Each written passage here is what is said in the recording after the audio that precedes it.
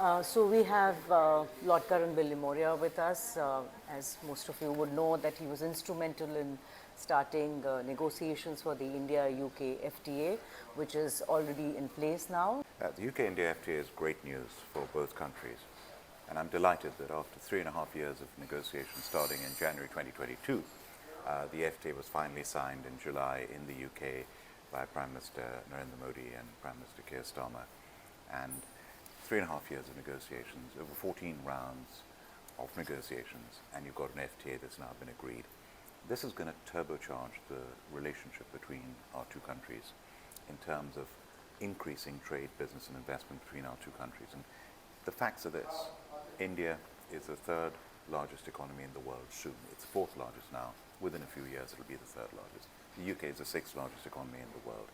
India will be the largest economy in the world by 2060. And yet, India is only the 11th largest trading partner of the UK. It should be one of the handful of largest trading partners of the UK. Trade at the moment between our two countries in goods and services stands at just over $50 billion a year. I believe as a result of this free trade agreement, it will double to over $100 billion between the two countries by 2030. That's the potential. The excitement is there, it's real. We had a visit by Prime Minister Keir Starmer in October last year, leading the largest business delegation in 9 years from the UK. And you could see the excitement and the potential. As an example, the university sector, where foreign universities now are being allowed to open up in India. Already on that visit alone, 9 British universities agreed to set up campuses, and there are many more since then as well. And that's great news for British universities, for Britain, and also for Indian universities and for Indian students and the Indian educational sector. So this is wonderful. It's just one example of the potential between our two countries. And when is this FTA going to be ratified in the British Parliament? That is a matter of course that it will take place. It's only a matter of time. As soon as it takes place, yes, the formalities of the items impacted by tariffs, such as Scotch whisky, which is going to come down significantly, automobiles, which is going to come down significantly, all that will then officially start. But in the meantime, the spirit of the FTA is up and running already. There are two conflicts raging in the world right now. How is that going to impact trade, especially logistically, and also with the oil price going up to $90 a barrel? How's that going to impact? The world has sadly been in a state of conflict for some time now. If you just go back to February 2022, when I was President of Confederation British Industry, Ukraine war started when Russia invaded Ukraine. And sadly, that war 4 years later is still going on, with the tragic loss of hundreds of thousands of lives on both sides, and many, many more tragically injured as well. That war has got to stop. And then we've had the conflict in the Middle East that has started since 2003.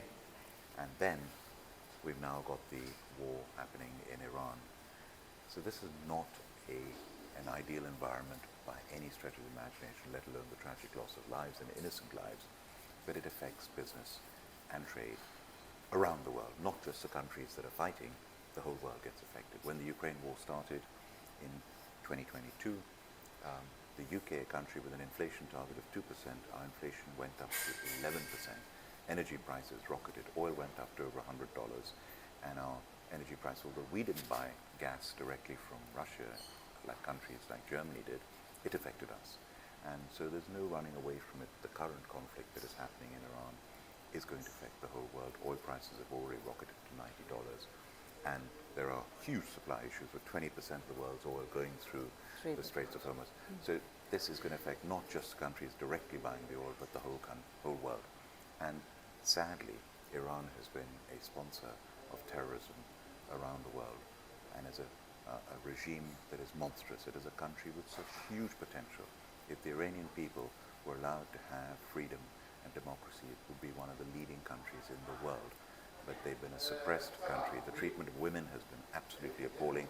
The way they've sponsored Hamas, the Houthis, Hezbollah, and their own direct acts of terrorism around the world, including in the UK. They're a very dangerous country for the whole world. And if they were to have nuclear weapons, that would be a threat to the whole global community. And that's why it's important to stop them getting nuclear weapons, but we've also got to stop this war as soon as possible because we're all suffering as a result of it. Right. Thank you so much. I hope peace prevails and things go back on Indeed. track.